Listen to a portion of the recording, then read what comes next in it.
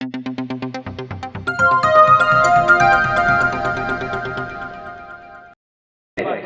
प्रामाणिकपणे काम करतो. आमच्यातला 24 तास मधला 24 तास वेळ आमचा तुमच्यासाठी खर्ची घालायची आमची तयारी आहे. फक्त आमच्याकडे काय नाही तर बेमानी संपत्ती आमच्याकडे नाही, फुकटचा बिनकष्टाचा पैसा आमच्याकडे नाही. त्याच्यामुळे आम्ही निवडणुकीत तुम्हाला पैसे वाटून तुमचं मत घेऊ शकत नाही. एवढी कमजोरी जर सोडली तर दुसरी कुठलीही कमजोरी बांधवानो त्या ठिकाणी आमच्याकडे बोट दाखवायला नाही. उद्या निकाल हा 2-4 मतातून जातो. आपले अनेक नगरसेवक आता नगरपालिकेला पडले 2 मतानं 7 मतानं. म्हणून अतिशय शांततेने ही निवडणूक प्रक्रिया आपण त्या ठिकाणी राबवावी ही विनंती सुद्धा तुम्हाला ह्या प्रचार सभेच्या निमित्तानं करतो. म्हणून उद्याच्या 5 तारखेला जे आपल्याला मतदान पार पाडायचंय, तुम्हाला माहिती आहे मी तपासणी करीत असतो म्हणून मी हट म्हणून 5 म्हणलो होतो. 5 म्हणण्यामागचं माझं कारण होतं की आपण आता जी भाकर जिरवली ती खरंच कामाला आली. पोतं घ्या तुम्ही, किती पटीनं त्याची किंमत वाढली आणि जी उत्पादन आपण घेतो सोयाबीन असेल कांदा असेल त्याचे भाव काय आहेत, मला वाटतं ह्याचा विचार आता सर्वसामान्य शेतकऱ्यांना करणं गरजेचं आहे. फोन उचलतो, म्हैस आजारी आहे, डॉक्टर पाठवा. फोन उचलता, डीपी लागला, डीपी देता. फोन उचलता, तुम्हाला कास्ट सर्टिफिकेट निघाला गेला असेल तुमचं प्रमाणपत्र देता. फोन उचलता, तुम्हाला रक्ताची बाटली लागली, रक्ताची बाटली देता. फोन उचलता, तुमची जर कोण मंडळी त्या ठिकाणी दवाखान्यात सिजरसाठी ऍडमिट असेल तिथं मदत करतो. बांधवानो, ही कामं त्या ठिकाणी करणं माझं कर्तव्य आहे, मी केलेत. पण या कामावरून सुद्धा मला हिनवायला लागले तो की हिनवणं योग्य आहे का?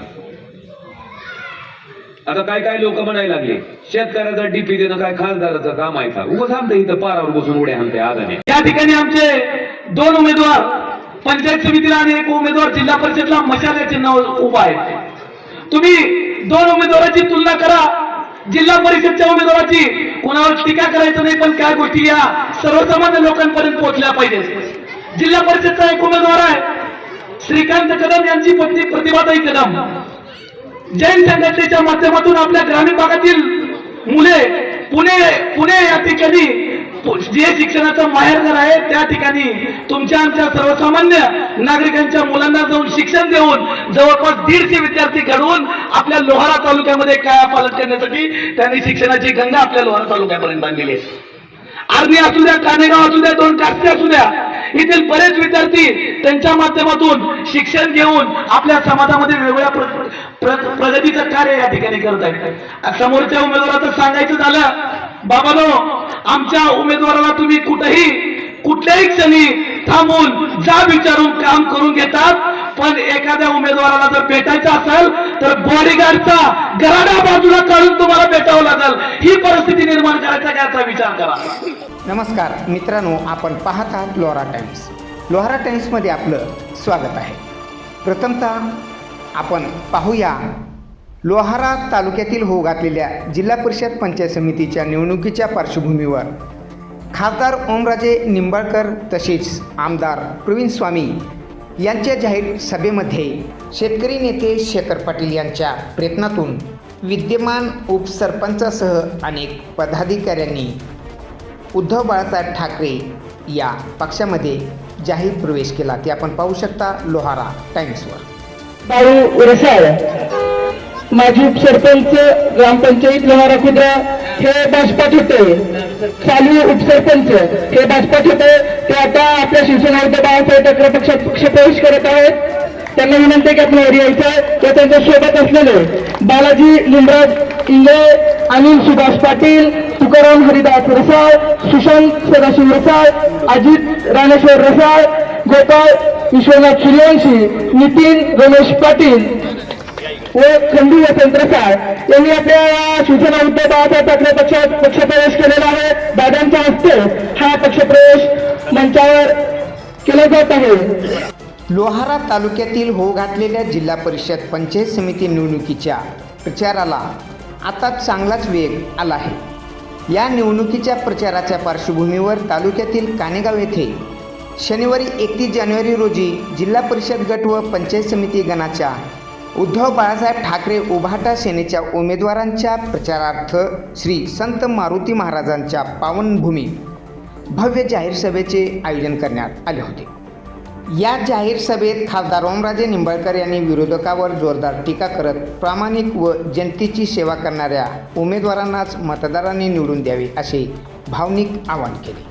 खासदारांनी कानेगाव येथील जाहीर सभेमध्ये काय सांगितलं ते आपण पुढे पाहणारच आहोत, परंतु जाणून घेऊ या गटामध्ये व गणामध्ये कोणते उमेदवार आहेत ते. जिल्हा परिषद कानेगाव गट सौ प्रतिभा श्रीकांत कदम, तर पंचायत समिती कानेगाव गण अनिल राम मोरे, भातागळी पंचायत समिती गण विनायक पंडित बारगळ या उमेदवारांना निवडून देऊन तळागाळातील सर्वसामान्य शेतकरी, कष्टकरी, मजूर आणि शालेय विद्यार्थ्यांच्या उज्ज्वल भविष्यासाठी मतदान करण्याचे आवाहन पुन्हा या प्रसंगी खासदारांनी केले आहे. पाहूया लोहारा टाइम्सवर. मी तुम्हाला शब्द देतो की मी जसा 24 तास उपलब्ध आहे त्याच पद्धतीनं तुमच्या जिल्हा परिषदच्या सदस्य म्हणून त्या सुद्धा 24 तास उपलब्ध असतील. आपल्या गावच्या उमेदवार आहेत, मला वाटते तुमची जबाबदारी अधिकची आहे. त्यांच्याकडे काय आर्थिक ताकद नाही, आर्थिक रसद नाही. मी कधी पैसे बघून निवडणुकीत तिकीट दिलेली, आमदारकीला दिली नाही तर जिल्हा परिषदला तर सोडा, कधीच दिलेलं नाही. मी माणूस बघून तिकीट दिलं आणि म्हणून मला वाटते तुमची जबाबदारी. पंचायत समितीला आपले जे उमेदवार आहेत कुठं आहेत? अनिलराव उभारकी तरुण खटबांडा इकडे दोघं ते बारगळ ही गडी आहे, माझ्यासारखंच आहे, पळायला काय काळजी करू नका. पुन्हा दुसऱ्या पंचायत समितीला अनिल मोरे, जरा वजन कमी कर माझ्यासारखं, म्हणजे जरा पळायला चिपळ होत आहे पुन्हा. तर ही तिन्ही माणसं आहेत आणि मला तुम्हाला तिघाला बी सांगायचे, उद्याच्या 7 तारखेपासून आपला हम दिल दीजिए के सनम चालणार. मतदाराला उमेदवार काय नाही म्हणा तुम्ही, हम दिल दीजिए के सनम. आणि 8 तारखेला गडी निवडून आला की हम आपके है कोण. तसलं नाही बर का. एकदा हम दिल दीजिए के सनम म्हणलं की 5 वर्ष हम दिल दीजिए के सनमच पाहिजे. लोकांनी असं काम करा बांधवानो, असं काम करा की पुढच्या 5 वर्षात तुमच्या विरोधात उभा राहायची हिंमत कोणी केली नाही पाहिजे. अशा पद्धतीचं काम बांधवानो त्या ठिकाणी तुमच्याकडून असेल आणि ते तुम्ही करावं, ही माझी भूमिका. पाहूया पुढे या जाहीर सभेत खासदार ओमराजे निंबाळकर काय सांगतात.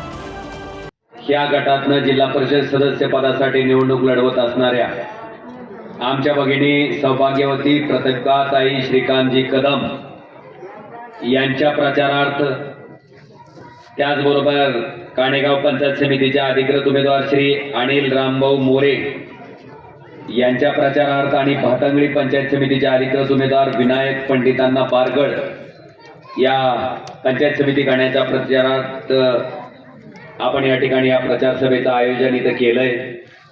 या प्रचार सभेला उपस्थित असलेल्या आपले आमदार प्रवीणजी स्वामी, व्यासपीठावरील सर्व मान्यवर आदरणीय व्यासपीठाचा आपला सर्वांचा नामोल्लेख करतो आणि व्यासपीठाच्या समोर उपस्थित असलेले या भागातील स्वाभिमानी बहादर मतदार बंधू आणि भगिनींनो, तुम्ही म्हणसाल स्वाभिमानी बहादर का म्हणला. मला आता कमाल वाटली, आता तुमच्या उपसरपंचांनी प्रवेश केला. सध्या कमळ्याबाईकडे प्रवेशाची चंद्राचंद्री चालू आहे. तू जातो का मी जातो, मी जातो का तू जातो. दुसऱ्या पक्षात काही शिल्लक राहील का नाही अशी परिस्थिती आहे.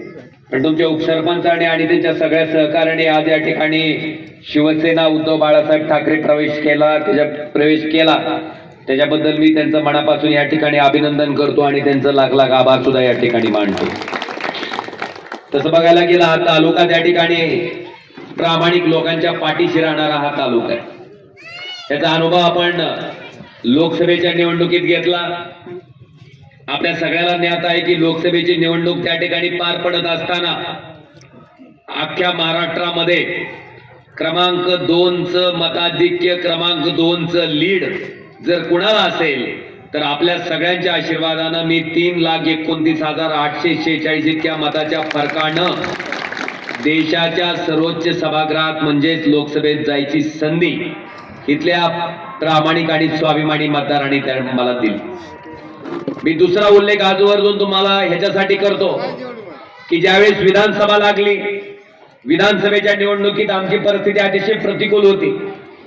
समोर 3 टर्मचा आमदार, प्रचंड आर्थिक क्षमता तयार झालेला आमदार आणि मग आमच्या पुढं तिथं निवडणुकीत उमेदवार निवडीचं आव्हान होतं. बांधवांनो, अतिशय प्रामाणिकपणे मला सांगावंसं वाटतं की मी निवडणूक लढवत असताना, आमच्या उमेदवाराची निवड करत असताना आम्ही हे बघितलं नाही की त्या उमेदवाराकडे पैसा किती आहे, आम्ही हे बघितलं नाही की त्या उमेदवाराची प्रॉपर्टी किती आहे, आम्ही हे बघितलं नाही की हा उमेदवार किती निवडणुकीत खर्च करेल. अनेक पैसेवाली माणसं आमच्याकडे आली, म्हणले उमरगा लोहारा तर सोडा हो, तुमच्या अख्ख्या लोकसभेत जेवढे विधानसभेच्या मतदारसंघात आहे सगळ्याचा खर्च मी एकटा करतो, फक्त काय करा, मला उमरगा आणि लोहाऱ्याचं तिकीट द्या. पण म्हणलं अरे ह्याला जर आपण आज व्यवहार करून तिकीट दिलं, मी जर उद्या चुकून आमदार झाला तर अख्ख्या मतदारसंघाचाच व्यापार मांडायचा. म्हणलं ही उद्या कसं करायचं. बांधवानो, तुमच्या मतावर विश्वास ठेवून आम्ही त्या ठिकाणी पैसेवाले माणसाच्या मागे लागण्यापेक्षा एक शिक्षक, ज्या प्राथमिक शिक्षकानं कोरोना सारखी महाभयंकर आपत्ती असताना सुद्धा मंदिराच्या लाऊडस्पीकरवरनं सर्वसामान्य शेतकऱ्याच्या लेकराचं, म्हणजे जिथं जिल्हा परिषदच्या शाळेत गोरगरिबाची लेकरं शिकतात त्या विद्यार्थ्यांना शिक्षण देण्याचं काम ज्या माणसानं केलं, रोटरी क्लबच्या माध्यमातून सामाजिक काम ज्या माणसाचं आहे, अशा प्रवीणजी स्वामी सरांना आपण उमेदवारी दिली. आणि आश्चर्य की एवढ्या मोठ्या शक्तीच्या विरोधात केवळ लोहारा तालुक्याच्या ताकदीवर प्रवीण स्वामी सर या महाराष्ट्राच्या विधानसभेचे उमरगा लोहारा मतदारसंघाचे आमदार म्हणून त्या ठिकाणी निवडून आले. आणि म्हणून माझा तुमच्यावर विशेष स्नेह आहे, विशेष त्या ठिकाणी मला तुमच्याबद्दल आदर आहे. मी महाराष्ट्रात कुठे जरी गेलो तर मी प्रामाणिकपणे सांगतो की आमचे मतदार इतके प्रामाणिक आहेत, इतके इमानदार आहेत की माणसाची पारख करून त्या माणसाला मतदान टाकणारी ही सगळी माणसं आहेत, असा आपला स्वाभिमानानं उल्लेख तुमचा खासदार म्हणून त्या ठिकाणी मी करतो. आणि हे सांगत असताना माझी छाती सुद्धा अभिमानानं फुलून येते. बांधवानो, हे दोन विषय आहेत. आता जिल्हा परिषदची निवडणूक लागली, लोकसभा विधानसभेच्या निवडणुकीत आम्हाला अभूतपूर्व यश दिलं, पण नगरपालिकेच्या निवडणुकीत मात्र आमचं असा काही गोंधळ झाला. तुम्ही बघितला असेल, 8-8, 9-9 कोटी रुपये एका नगरपालिकेसाठी. होय अजितराव, कुठून आणायचे 8 कोटी, कुठून आणायचे 9 कोटी, टाकाच घालावं लागेल रात्री कुठल्या तरी बँकेत जाऊन. शक्य आहे का?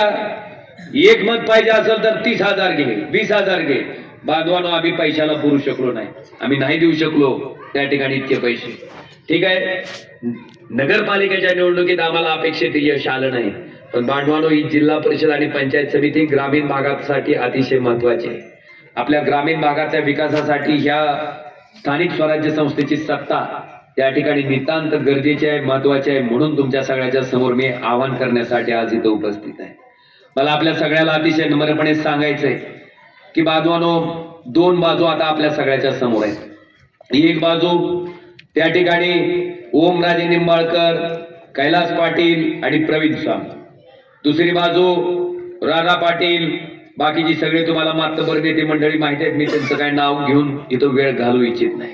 पण मला तुम्हाला विचारायचंय की मी राजकारण करत असताना अखंडपणे ग्रामीण भागातलं गोरगरिबाचं नेतृत्व त्या ठिकाणी पुढं कसं येईल, नेतृत्व करायची संधी फक्त ओमराजेच्या कुटुंबातच राहील, बाकीच्या सगळ्यांनी नुसतं जय म्हणायचं, अशी भूमिका ओमराजेनं कधीच घेतली नाही. बांधवानो, मी खासदार झाल्याच्या नंतर मी जिथून आमदार होतो त्या माझ्या विधानसभा मतदारसंघामध्ये मी त्या ठिकाणी माझ्या घरातला एकही व्यक्ती आमदारकीची निवडणूक लढवायला दिला नाही. ग्रामीण भागातलं शेतकऱ्याचं लेकरू कैलास पाटील जे जिल्हा परिषदेचे सदस्य होते त्यांना आम्ही विधानसभेची निवडणूक लढवली आणि अभिमानानं सांगतो की 2 वेळेस कैलास पाटील तिथून त्या ठिकाणी आमदार म्हणून निवडून आले. ही सर्वसामान्य माणसाचं नेतृत्व पुढे येण्यासाठी केलेला मी प्रामाणिक प्रयत्न आहे. मी माझी घराणेशाही नाही चालवली. आता एका बाजूला आम्ही सगळे मंडळी आहेत, जी माणसं आमदारकीची निवडणूक लागली तरी सर्वसामान्य कुटुंबातली माणसं त्या ठिकाणी नेतृत्व पुढे यावं म्हणून प्रयत्न करतोय. आता दुसऱ्या बाजूला खासदारकीची निवडणूक लागली, कोण लढतंय हो त्यांच्यातलं? अर्चनाताई पाटील. हाय का नाही का लबाड सांगायचंय? आमदारकी लागली की राणा पाटील. अरे जिल्हा परिषद जर सोडा की कार्यकर्त्याला, तिथं सुद्धा माऊली म्हणल्या कार्यकर्त्यासाठी त्याग करणार. आणि तसं म्हणूस तर माऊली पुन्हा तेरमधून जिल्हा परिषद लढायला तयार. आता तुम्हाला प्रश्न आहे माझा, की जर सत्ता त्या ठिकाणी शिवसेना उद्धव बाळासाहेब ठाकरे आणि काँग्रेस आघाडीची आली तर बांधवांनो आपल्याला शब्द देतो की प्रस्थापित घरातला कोणी माणूस न राहता एका सामान्य कार्यकर्त्याच्या महिलेला त्या ठिकाणी न्याय आमच्या भगिनीला मिळणार आहे. जिल्हा परिषदचे अध्यक्ष म्हणून त्या ठिकाणी ती बसणार आहे. आणि दुसरीकडं ती कोणीही असू शकते. दुसरीकडं त्यांचा आटाटोप त्यांचा खटाटोप फक्त स्वतःच्या बायकोला जिल्हा परिषदचा अध्यक्ष करायचं म्हणून चाललंय. आता निर्णय तुम्ही घ्यायचा. खासदारकी लागली तरी तीच, आमदारकी लागली तरी तीच, जिल्हा परिषद लागली तरी तीच. मला तुम्हाला विचारायचंय, मी 2007 साली गोदावरीताई केंद्रे यांना जिल्हा परिषदचा अध्यक्ष वयाच्या 23व्या वर्षी केलं होतं. बांधवानो, त्या निवडणुकीपासून आजपर्यंत जेवढ्या जिल्हा परिषद पंचायत समितीच्या निवडणुका झाल्या, माझ्या कुटुंबातला एकही व्यक्तीनं ती निवडणूक लढवलेली नाही. मी कायमस्वरूपी सामान्य कार्यकर्ता, सामान्य नेतृत्व त्या ठिकाणी पुढे येईल, हीच भूमिका त्या ठिकाणी घेतली आहे. आपल्या तालुक्यात सुद्धा प्रवीण स्वामी सर सारखं आपण नेतृत्व त्या ठिकाणी आपल्या विभागाचा आमदार म्हणून त्या ठिकाणी निवडून आणलं आणि ती निवड सुद्धा आम्ही आपल्या सगळ्याच्या आशीर्वादानं त्या ठिकाणी केली. म्हणून माझा प्रश्न हा आहे की सर्वसामान्य कुटुंबातली महिला त्या ठिकाणी जिल्हा परिषदच्या अध्यक्ष झाली पाहिजे का प्रस्थापित कुटुंबातली ज्यांनी 40 वर्ष या जिल्ह्याचं लुटून नुकसान केलंय त्यांच्याच घरातला माणूस त्या ठिकाणी जिल्हा परिषदचा अध्यक्ष झाला पाहिजे, ही विचार उद्याच्या निवडणुकीत मतदान करत असताना आपण सगळ्यांनी करावा, ही माझी त्याच्या पाठीमागची कळकळीची विनंती आहे. आता आम्हाला आमचं विकासाच्या बाबतीत सांगायचं. बांधवांनो, 2.5 वर्ष उद्धवजी ठाकरे साहेब मुख्यमंत्री होते. 1.5 वर्ष आपल्याला कोरोनाची महामारी होती. 1.5 वर्ष आपलं कोरोनामध्ये वाया गेलं. आपल्याला काम किती वर्ष करता आलं बांधवांनो? 1 वर्ष. त्या 1 वर्षाच्या कार्यकाळात धाराशिवचं शासकीय वैद्यकीय महाविद्यालय आपण उद्धव ठाकरे साहेब मुख्यमंत्री असताना आणि अमितजी देशमुख साहेब त्या ठिकाणी वैद्यकीय शिक्षण मंत्री असताना आपल्या जिल्ह्याला मंजूर करून घेतलं, चालू केलं. आणि ह्या वर्षी डॉक्टर झालेली लेकरं त्या कॉलेजमधनं बाहेर पडतात. आता तुम्हाला वाटेल मेडिकल कॉलेज हॉस्पिटलचा आपल्याला काय उपयोग? तुम्हाला डॉक्टरनं जर सांगितलं की बाबा रे तुमच्या आता हृदयावरची 3 लाख रुपयाची 3.5 लाख रुपये खर्च येणारी शस्त्रक्रिया करायची, तुम्हाला डॉक्टरनं जर सांगितलं की तुमच्या मेंदूमध्ये त्या ठिकाणी ट्यूमर आहे त्याच्यावरची 8 लाख रुपयाची शस्त्रक्रिया करायची, बांधवानो ह्या मेडिकल कॉलेजचा फायदा असा आहे की ज्या माणसाची आर्थिक क्षमता नाही, ज्या माणसाची आर्थिक ताकद नाही, आपल्या आजूबाजूला आपल्या गावात असंख्य लोक तुम्ही बघितले असतील की केवळ आर्थिक क्षमता नसल्यामुळं डोळ्यात देखत स्वतःच्या घरातला माणूस त्या आजारानं मयत झालेले अनेक कुटुंबांनी बघितला. या सगळ्या आजारावर त्या मेडिकल कॉलेजमध्ये त्या मेडिकल हॉस्पिटलमध्ये मोफत उपचार होतात. म्हणून हे शासकीय वैद्यकीय महाविद्यालय ग्रामीण भागातल्या जनतेसाठी अतिशय महत्वाचं काम आणि कामगिरी त्या ठिकाणी पार पाडणार आहे, म्हणून आपण ते मंजूर करून घेतलं. आता मला पुढचा प्रश्न तुम्हाला विचारायचा आहे की अशाच पद्धतीचं एक वैद्यकीय महाविद्यालय पद्मसिंह पाटील मंत्री असताना मंजूर झालं. कुठे झालं होते? नेरूळ. तुम्हाला वाटेल तुळजापूरच्या बारूळच्या शेजारी आहे. नेरूळ मुंबईला आहे. मला सांगा, जिल्ह्यात मंत्री म्हणून काम करणाऱ्या माणसाला ही कळालं नसेल का किंवा धाराशिवची जनता गरीब आहे, धाराशिवच्या लोकांना जर मोठं ऑपरेशन करायचं म्हटलं तर त्यांची आर्थिक ताकद नाही. आपण ते मेडिकल कॉलेज मुंबईला करायच्या ऐवजी कुठं केलं पाहिजे? धाराशिवमध्ये. जर ते कॉलेज इथं झालं असतं तर आजपर्यंत कित्येक लोकांचे प्राण वाचले असते. आम्ही सुद्धा तुमचं नाव घेतलं असतं अभिमानानं की चला तुम्ही काय का असं आपल्या जिल्ह्यात इथं मेडिकल कॉलेज केलं, त्याच्या माध्यमातून अनेक लोकांचे जीव वाचले. पण बांधवानो त्यांनी केलं कुठं? मुंबई नेरूळ. का? तिथं गरीब माणसं राहतील, त्या बिचाऱ्यांना पैसे द्यायला नाहीत म्हणून कुठं केलं? बरं, गंमत अशी आहे, तुमच्याच कानेगावातले एखादं घेऊन जाते, त्याला म्हणते जा मुंबईला तुला इलाज करताव, आणि तिथं त्याच्यावर इलाज करते, इथून तिथं जाते इलाज करून घेते आणि पुन्हा ती पाठ फुटते देत स्वतःची. केलं का नाही नीट तुला? अरे राजा, हे तर करायला पाहिजे होतं, तू नेलं तिथं. की सोलापूर, तुळजापूर, धाराशिव रेल्वेचा विभाग कोणाकडे असतंय हो? केंद्र सरकारकडे असतंय का राज्य सरकारकडे? आता तुमच्या ग्रामपंचायतचा सरपंच जर उद्या म्हणला की नाही रेल्वेचं काम मीच केले, मोदीचा काही संबंध नाही, तुम्ही त्याला हालचाल का नाही धरून? 2014 मोदी साहेब सोलापूरला आलते, त्यावेळेस त्यांनी सोलापूर, तुळजापूर, धाराशिव रेल्वेची घोषणा केली. 14 ते 19 बी खासदार होते. साधा एक दगड तरी रचला का होते रेल्वे मार्गात? 19 ला ओमराजे खासदार झाल्यावर लोकसभेतली माझी भाषणं तुम्ही ऐकली असतील, रेकॉर्डवर आहेत. जुन्या संसदेतली भाषणं रेकॉर्डवर आहेत, नव्या संसदेतली माझी भाषणं रेकॉर्डवर आहेत, माझा रेल्वे मंत्र्याबरोबरचा पत्रव्यवहार रेकॉर्डवर आहे. आणि बांधवानो, मी खासदार झाल्याच्या नंतर सोलापूर, तुळजापूर, धाराशिवच्या रेल्वे मार्गाचं काम चालू झालं. आणि आज अभिमानानं सांगतो की तुळजापूर पासून धाराशिवच्या रेल्वे मार्गाची इंजिन ट्रायल मार्च 2027 ला त्या ठिकाणी पार पडते. ही काम तुमचा खासदार ओमराजे निंबाळकरांनी केलं. जी केलंय त्याचं बिलकुल तुम्ही घ्या, न करता मात्र एखाद्या कामाचं श्रेय घेणं मला काही योग्य वाटत नाही. तिसरं, माझ्या आधी 19च्या आधी जे खासदार तुम्ही निवडून देत होता त्यांना काही शपथ घ्यायला लावित होता का की तू जर लोकसभेत बोलला तर पाडणार म्हणून तुला? का हो, एक जण सुद्धा बोललं नाही. तुम्ही मला दाखवा भाषण कुठल्या जुन्या खासदाराचे जर असतील तर एक दाखवा मला, एक नाही. मला आपल्याला तिसरं काम सांगायचंय. आलिमको नावाची संस्था केंद्र सरकारनं 1976 ला चालू केली. काय करते ही संस्था? ज्या अपंग व्यक्तीला पाय नाही त्याला कृत्रिम पाय देते, ज्या अपंग व्यक्तीला हात नाही त्याला कृत्रिम हात देते, ज्याला कानानं ऐकवलं येत नाही त्याला कानानं ऐकायची मशीन देते, ज्याला दिसत नाही त्याला स्मार्टफोन देते, ज्याला त्या ठिकाणी चालता येत नाही त्याला इलेक्ट्रिक सायकल देते, ज्याला हात चांगले आहेत त्याला पेडलवरची सायकल देते. बांधवानो, स्मार्टफोन देते. मला आपल्याला अभिमानानं सांगावं वाटतंय की मी खासदार झाल्याच्या नंतर त्या आलिमकोचं शिबिर आपण प्रत्येक तालुक्याच्या ठिकाणी घेतलं आणि अपंग बांधवाला 7 कोटी रुपयाचं साहित्य त्याच्या जवळचा 1 पैसाही खर्च न करता त्या ठिकाणी वाटप करायचं काम तुमचा खासदार ओमराजे निंबाळकर त्या ठिकाणी खासदार झाल्याच्या नंतर केले. ही का सांगायला तुम्ही म्हणता आज काय झालंय की दादा सगळं कामच सांगत बसते. लोक वाटायला ही ज्या कंटाई मेमोरीज निवडून आली का की निसती. अहो, आम्हाला ही व्हायला लागली लोक, आम्ही काय काम केलंय का नाही? आज मला आपल्या सगळ्याला सांगायचंय की आपल्या इथं लाईटची एवढी मोठी अडचण होती. शेतकऱ्याच्या लाईटच्या बाबतीत, व्होल्टेजच्या बाबतीत प्रचंड प्रश्न त्या ठिकाणी होते. RDSS चा अध्यक्ष तुमच्या जिल्ह्याचा खासदार होता 2019 पासून. मी अध्यक्ष होतो RDSS. मी काय केलं बांधवानो? लोहारा RDSS आणि MSKVY मधनं सालेगाव, सुरतगाव नवीन सबस्टेशन, खेड नवीन सबस्टेशन, वडगाव गांजा नवीन सबस्टेशन, तुगाव नवीन सबस्टेशन आपण त्या ठिकाणी मंजूर करून घेतलं. क्षमता वाढ म्हणजे जे 5 MVA चे ट्रान्सफॉर्मर होते जुन्या सबस्टेशनला त्याचं क्षमता वाढवायची आणि 10 MVA ची म्हणजे दुप्पट क्षमता आपण त्या ठिकाणी वाढवली. तावशीगडला आपण वाढवलं, त्याचबरोबर सास्तूरला वाढवलं, जेवळीला वाढवलं, येणेगूरला वाढवलं. लोहाऱ्याचा 315चा होता आपण 5चा केला, काणेगावचा 5चा होता तो 10 KVA चा केला.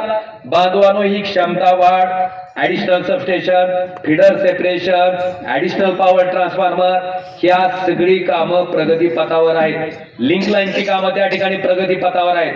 मी आपल्याला खात्रीनं सांगतो की पुढच्या 6 महिन्यात ते वर्षभरात तुम्हाला लाईटच्या बाबतीत कसल्याही प्रकारची अडचण येणार नाही. ह्या पद्धतीची व्यवस्था त्या ठिकाणी तुमचा खासदार म्हणून त्या ठिकाणी निघते. मी आजपर्यंत कधी सांगितलं नाही. आणि हे RDSS चा अध्यक्ष खासदार आणि ही केंद्र सरकारची योजना आहे. ही मी तुम्हाला लिहून घ्या, नाही तर नारळ फोडायला पद्धत येऊन बसत येतात. तिसरं बांधवानो, आपल्या सगळ्याला माहित असेल जुना माकणी ते जुना सास्तूर रस्ता जवळपास 5.30 कोटी रुपयाचा, 5 कोटी 30 लक्ष आपण प्रधानमंत्री ग्राम सडक योजनेच्या माध्यमातून त्या ठिकाणी करून घेतला. त्याचबरोबर national highway 548B Haradi Hipparga Sayyad ते MDR 45 जवळपास 3.5 कोटी रुपये या ठिकाणी या रस्त्याच्या कामासाठी सुद्धा आपण उपलब्ध करून दिले. लोहारा ते कानेगाव रोड 6 कोटी रुपये, कानेगाव 4 नवीन ट्रान्सफॉर्मर आपण जिल्हा नियोजन समितीच्या माध्यमातून 20 लक्ष रुपये दिला. खासदार निधी विद्युतीकरणासाठी 10 लक्ष रुपये दिला. आमदार निधी सभामंडपासाठी 8 लक्ष रुपये त्या ठिकाणी कानेगाव मध्ये दिला. दलित वस्तीसाठी 11 लक्ष रुपये सिमेंट रस्ता दिला. प्राथमिक आरोग्य केंद्र दुरुस्तीसाठी 10 लक्ष रुपये दिले. त्याचबरोबर 5 MVA चा ट्रान्सफॉर्मर मगाशी मी सांगितलं भातंगडीच्या तिथं आपण त्या अतिरिक्त 5 MVA चा ट्रान्सफॉर्मर त्या ठिकाणी भातंगडीला दिलेला आहे. आमदार निधी 10 लक्ष रुपये, दलित वस्ती सुधारणा करणे 9 लक्ष रुपये, सिमेंट रस्ता. आपल्या जिल्हा परिषदच्या शाळेत सेमी इंग्रजी चालत होतं. सेमी इंग्रजी आपल्या जिल्हा परिषदच्या शाळेचं बंद झालं.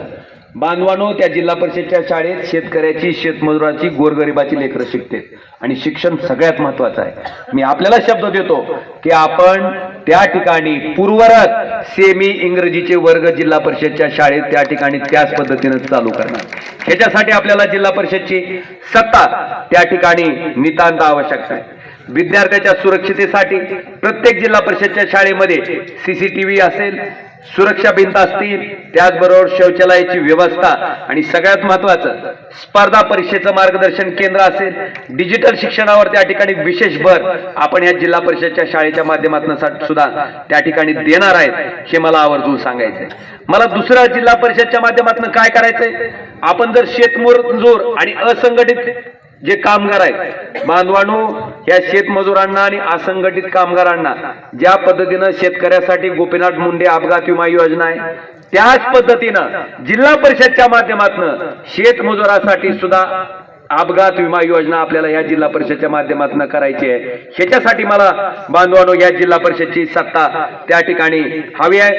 आणि आपल्याला सगळ्यांना मला सांगायचंय की ह्या योजनेला आपण भाई उद्धवराव पाटील शेतमजूर अपघात विमा योजना ही योजना आपण त्या ठिकाणी या जिल्हा परिषदच्या माध्यमातून असंघटित कामगार आणि शेतमजुरांसाठी जिल्हा परिषदच्या माध्यमातून त्या ठिकाणी त्याची अंमलबजावणी आपण करणार आहेत. महिला आणि बालकल्याण विभागासाठी महिला बचत गटांना 20 लाख रुपयाचं कर्ज त्या ठिकाणी उपलब्ध करून देऊन लघु उद्योग प्रक्रिया असेल, उद्योग सेवा असेल क्षेत्रात, त्याचबरोबर उद्योग उभारणीला प्रोत्साहन सुद्धा या जिल्हा परिषदच्या माध्यमातून आपण त्या ठिकाणी करणार आहे. जी बचत गट त्या ठिकाणी माल उत्पादित करतात त्यांना ती माल उत्पादित केलेला ऑनलाईनच्या माध्यमातून त्यांना बाजारपेठ उपलब्ध करून देण्यासाठी आणि त्यांना खरेदीमध्ये प्राधान्य देण्यासाठी आपण त्या ठिकाणी त्याची सुद्धा एक वेगळी व्यवस्था, एक मार्केटिंग चेन त्यांच्यासाठी निर्माण करणार आहे. आई आणि वडील नसलेल्या 18 वर्षावरील मुलांना बालसंगोपन योजनेचा लाभ देण्यात येणार आहे. एकही पात्र मूल त्या बालसंगोपन योजनेपासून वंचित राहणार नाही याची जबाबदारी सुद्धा त्या ठिकाणी आम्ही स्वतः घेणार आहे. एकल महिला असतील, परित्यक्त्या असतील, विधवा महिला असतील, या सर्व योजनांची अतिशय प्रभावीपणे अंमलबजावणी आपल्याला त्या ठिकाणी करायचं आहे. आणि पोषण आहार असेल, किशोरवयीन मुलींचं आरोग्य असेल आणि शिक्षण या 3 विषयावर आपल्याला त्या ठिकाणी विशेष भर द्यायचा आहे. आरोग्याच्या बाबतीत असेल, पशुसंवर्धनच्या बाबतीत असेल, समाज कल्याणच्या बाबतीत असेल, दळणवळणाच्या बाबतीत असेल, पाणी पुरवठा आणि स्वच्छतेच्या बाबतीत असेल, ही सगळे अतिशय महत्वाकांक्षी विषय त्या ठिकाणी एक आमूलाग्र बदल घडवणारे आपल्याला ह्या जिल्हा परिषदच्या माध्यमातून त्या ठिकाणी प्रत्यक्षात आणायचे. आणि ह्याच्यासाठी आम्हाला बांधवांनो जिल्हा परिषदची सत्ता त्या ठिकाणी आवश्यक आहे. आम्हाला आपल्याला इतकंच सांगायचंय की आमच्याकडे सगळ्या बाजू आहेत. आम्ही प्रामाणिकपणे काम करतो. आमच्यातला 24 तास मधला 24 तास वेळ आमचा तुमच्यासाठी खर्ची घालायची आमची तयारी आहे. फक्त आमच्याकडे काय नाही तर बेमानी संपत्ती आमच्याकडे नाही, फुकटचा बिनकष्टाचा पैसा आमच्याकडं नाही. त्याच्यामुळं आम्ही निवडणुकीत तुम्हाला पैसे वाटून तुमचं मत घेऊ शकत नाही. एवढी कमजोरी जर सोडली तर दुसरी कुठलीही कमजोरी बांधवानो त्या ठिकाणी आमच्याकडे बोट दाखवायला नाही. आणि म्हणून मला आपल्याला विचारायचंय की आता प्रामाणिक माणसानं राजकारण करायचं का नाही हे तुम्ही ठरवायचं. तुमच्या जीवावर, तुमच्या भरोशावर, तुमच्या ताकदीवर आम्ही आज इथपर्यंत लढत आलोय. आज आमच्या पुढे अक्षरशः अनेक शक्ती आर्थिक रसदीसह उभा आहेत, तरी सुद्धा आम्ही आमच्या पक्षाचा झेंडा अजून खाली पडू दिलेला नाही. जाहीर सभेच्या व्यासपीठावर उमरगा लोहारा आमदार प्रवीण स्वामी, लोहारा तालुका प्रमुख अमोल बिराजदार उमरगा, उबाटा युवा सेनेचे अजित चौधरी, सलीमभाई शेख, शेखर पाटील तसेच गट व गणातील सर्व उमेदवार यांची प्रमुख उपस्थिती होती. तसेच यावेळी गावातील स्थानिक कट्टर शिवसैनिक संजय लोबे, सतीश कदम, बालाजी लोबे, तानाजी मोरे, ज्ञानेश्वर लोबे, बळी करंडे, धीरज कदम तसेच मनसेचे विद्यार्थी युवा सेना तालुका अध्यक्ष विवेक बनसोडे, पंडितांना बारगळ तसेच पंचक्रोशीतील ग्रामस्थ युवक मतदार बंधू भगिनींची लक्षणीय उपस्थिती दिसून आली. या जाहीर सभेतील दृश्ये आपण पाहू शकता लोहारा टाइम्सवर. पाहत राहा लोहारा टाइम्स. अशाच सामाजिक, सांस्कृतिक, राजकीय, क्रीडा विषयक बातम्या पाहण्यासाठी लोहारा टाइम्स या यूट्यूब न्यूज चॅनलला सबस्क्राईब करायला मात्र विसरू नका. उमरगा लोहारा मतदारसंघाचे विद्यमान आमदार प्रवीण स्वामी काय सांगतात ते आपण पाहू शकता. सोबत आलेले युवा सेना तालुका प्रमुख उमरगा अजितजी चौधरी, व्यासपीठावर उपस्थित असलेले सर्वच मान्यवर पत्रकार या ठिकाणी आमचे सगळे मित्र आहेत, तेही या ठिकाणी आहेत, महिला भगिनी, ज्येष्ठ नागरिक, तरुण युवा मित्र, या सगळ्यांना पहिल्यांदा जय महाराष्ट्र. जिल्हा परिषद आणि पंचायत समितीच्या या निवडणुका म्हणजे विकासाच्या निवडणुका आहेत. ज्या निवडणुकामध्ये चर्चा झाली पाहिजे ती आपल्या भागाचा स्थानिक विकास कोण करेल, कसा करेल, ही विकास करण्याची संधी निवडणुकीच्या माध्यमातून निवडून देऊन एका हक्काच्या माणसाला, एका प्रामाणिक माणसाला, एकाला सचोटीनं काम करणाऱ्या माणसाला त्या जिल्हा परिषदेमध्ये आणि पंचायत समितीमध्ये पाठवलं पाहिजे. ग्रामीण भागातल्या विकासाचं केंद्र म्हणजे पंचायत समिती, ग्रामीण भागातल्या विकासाचं केंद्र म्हणजे जिल्हा परिषद. आमदारांचा निधी असतो 5 कोटी, खासदारांचा निधी असतो 5 कोटी, परंतु जिल्हा नियोजन समितीच्या माध्यमातून, ज्याला आपण DPDC म्हणतो, त्याच्या माध्यमातून वर्षाला हजारो कोटीचा निधी उपलब्ध असतो आणि त्याच्या माध्यमातून आपल्या तालुक्याला, आपल्या जिल्ह्याला मोठ्या प्रमाणामध्ये निधी आणता येतो. हे मागं अनेकदा दिसून आलेलं आहे. ही जिल्हा परिषदची निवडणूक अनेक वर्षानंतर लागली. 2017ला निवडणूक लागली, 2022ला मुदत संपली, 2022 ते आज 26 आहे, म्हणजे 4 वर्षाचा काळ लोटला. या काळामध्ये एकही कार्यालय असं मोकळं नाही. गाव स्तरापासून ते जिल्हा स्तरापर्यंत प्रत्येक कार्यालयामध्ये दलालांचा सुळसुळाट त्या ठिकाणी झाला होता. आपल्याला सगळ्यालाच माहित आहे. मला आमदार म्हणून निवडून आल्यानंतर अनेक फोन यायचे, साहेब इथं ही अडचण आहे, इथं या टेबलवर अडचण आहे, त्या टेबलवर अडचण आहे. आपण त्याला आळा घालण्याचा प्रयत्न केला, तरी देखील आणखी काही दलाल शिल्लक आहे. त्या दलालांना त्यांची जागा आपणच दाखवून द्यायची आहे. 4 वर्षामध्ये ही सरकारी खाऊगिरी वाढली. सरकार निवडणुकीला भीत होतं. सर्वोच्च न्यायालयाचे आभार मानले पाहिजे. सरकारच्या मनामध्ये निवडणुका घ्यायच्याच नाही हे त्यांनी ठरवून ठेवलेलं होतं. नगरपंचायत, नगरपालिका, महानगरपालिका तीच गोष्ट होती. आता सरकार निवडणूक घ्यायला तयार झालं. 31 जानेवारीच्या आत निवडणुका झाल्या पाहिजेत असं सर्वोच्च न्यायालयानं सांगितलं होतं आणि सर्वोच्च न्यायालयाच्या बडग्यामुळं सरकारनं निवडणुकीचा कार्यक्रम घोषित केला. त्याच्या अगोदर महानगरपालिका आणि नगरपालिकेच्या निवडणुका झाल्या. त्याच्यामध्ये साम दाम दंड भेद, प्रशासन, प्रशासकीय अधिकारी आणि सरकारच्या हातातलं खेळणं केव्हा बाहुलं झालेलं निवडणूक आयोग, या सगळ्यांच्या मदतीनं इथं बिनविरोध निवडून 70 नगरसेवक आले. नगराध्यक्ष बिनविरोध निवडून आले. मुंबई महानगरपालिका किंवा इतर महानगरपालिकांचा विचार करता एक प्रभाग 50,000 मतदारसंख्येचा असतो. 71 प्रभाग जर बिनविरोध होत असतील तर 35 लाख लोकांच्या मताचा अधिकार डावलला. पत्रकार महोदय, आपण हे लिहिलं पाहिजे, कारण एखाद्याच्या मताचा अधिकार डावलणं म्हणजे संविधानाचा अपमान करणं, लोकशाहीचा गळा घोटण्याचं काम करणं. घटनेचे शिल्पकार बोधिसत्व भारतरत्न डॉक्टर बाबासाहेब आंबेडकरांनी या जगातल्या सशक्त लोकशाहीला संविधान नावाचा एक नियमावली दिली, एक ग्रंथ दिला. त्याच्या माध्यमातून मताचा अधिकार आपल्याला दिला. तो मताचा अधिकारच जर तुम्हाला दिला नाही, तुम्हाला मतच करू दिलं नाही, तर हा त्या संविधानाचा अपमान नाही का, याचा विचार आपण केला पाहिजे. बरं, निवडणूक लागली, बिनविरोध नगरसेवक आले, त्याच्यातही पुन्हा आणि गोळ हे बी फॉर्म. पहिल्यांदा म्हणले की एक प्रमुख उमेदवार, त्याला पर्यायी उमेदवार स्वीकारला जाईल. अचानक 16 आणि 17 तारखेला निर्णय येतो की जो पहिला उमेदवार आहे तोच कायम आहे. पुन्हा आणि जिल्हा परिषद आणि पंचायत समितीला निवडणुकीचा निर्णय बदलला. नगरपालिकेमध्ये अपक्षाला 5 सूचक लागत होते, जिल्हा परिषद आणि पंचायत समितीमध्ये 1च सूचक. काही ना काही करून एन पद्धतीनं निवडणुकीमध्ये अडथळा आणायचा. आपल्या मनासारखे लोक त्या संस्थेवर असले पाहिजे, जिल्हा परिषद पंचायत समितीवर असले पाहिजेत, अशी भावना सत्तेतल्या लोकांची आहे. भारतीय जनता पार्टी, राष्ट्रवादी आणि शिवसेना शिंदे गट त्या तिघांची महायुती आणि त्याच्यातून दिलेले उमेदवार आणि शिवसेना उद्धव बाळासाहेब ठाकरे पक्षाचे प्रामाणिक उमेदवार यांच्यातली तुलना आपण नेहमी करतो.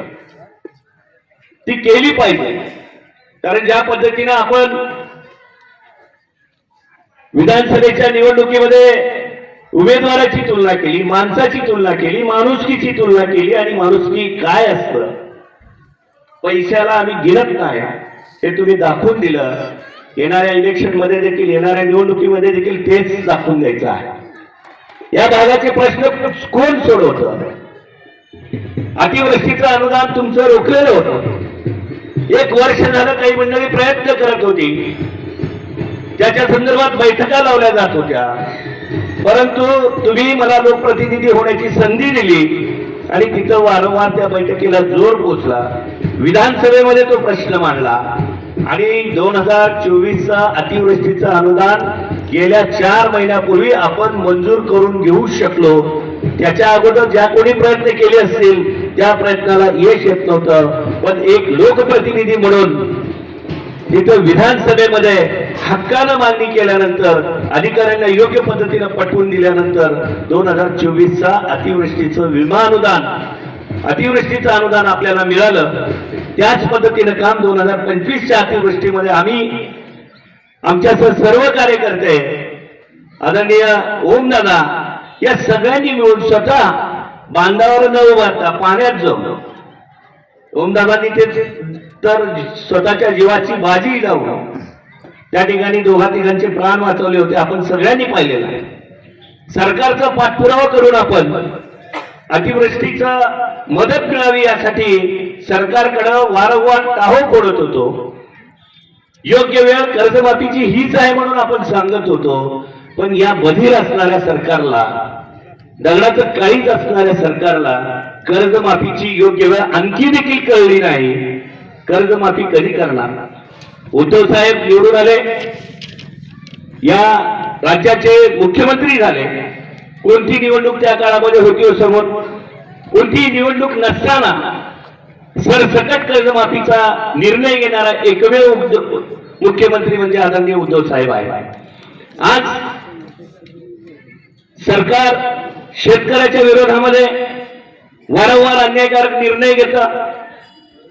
पाणीपट्टीचं आत्ताच अजितजींनी सांगितलं, कारखान्यामध्ये टनेजच्या मागे 5 रुपये आणखी शेतकऱ्याच्या बिलातून कपात करायची हाही निर्णय झाला. सोयाबीनच्या भावासाठी, कापसाच्या भावासाठी या राज्याचे विद्यमान मुख्यमंत्री यांनी 12 वर्षापूर्वी वारीमध्ये मागणं केलं होतं की सोयाबीनला 10,000 भाव मिळाला पाहिजे, कापसाला 10,000 भाव मिळाला पाहिजे. आता तेच मुख्यमंत्री आहेत, पण शेतकऱ्यांच्या सोयाबीनला भाव मिळाला का हो? कापसाला भाव मिळाला का हो? या सगळ्या गोष्टीचा विचार आपण करणार आहोत. आणि हे विचार करत असताना जिल्हा परिषद आणि पंचायत समितीची निवडणूक ही स्थानिक विकासाच्या चर्चेची निवडणूक आहे. इथे येणारा माणूस सचोटीचा असला पाहिजे, आपल्याला सहजतेने भेटणारा असला पाहिजे. ज्या पद्धतीचा आदर्श धाराशिव जिल्ह्याचे खासदार, आमचे मार्गदर्शक आदरणीय ओमदादांनी घालून दिलेला, 24 तासामध्ये कधीही फोन करा, तुमच्या त्या फोनला प्रतिउत्तर, प्रतिसाद नक्की असतं. आणि लोकांच्या प्रश्नाची जाणीव असणारा एक व्यक्ती त्या ठिकाणी लोकसभेमध्ये आपला प्रतिनिधित्व करतो. अशी माणसं त्या जिल्हा परिषद आणि पंचायत समितीमध्ये आली पाहिजेत. आणि सत्तेसाठी काय पण असा विचार करणारी माणसं तिथं नको आहेत, याची जाणीव आपण ठेवली पाहिजे. आदरणीय ओमदादा यांचं आगमन या ठिकाणी झालेलं आहे. आपण टाळ्या वाजवून त्यांचं स्वागत करूयात. आणि येणाऱ्या 7 तारखेला निवडणूक, 5 तारखेला नाही, निवडणुकीची तारीख 7 तारखेला आपल्या मतदारसंघातील प्रतिभाताई कदम, अनिलजी मोरे, विनायकजी बारगळ या तिघांचं चिन्ह आहे मशाल. मशालीच्या चिन्हासमोरील बटन दाबून या तिन्ही उमेदवारांना आपली सेवा करण्याची संधी द्यावी ही विनंती मी या ठिकाणी करतो आणि थांबतो. धन्यवाद. जय हिंद, जय महाराष्ट्र.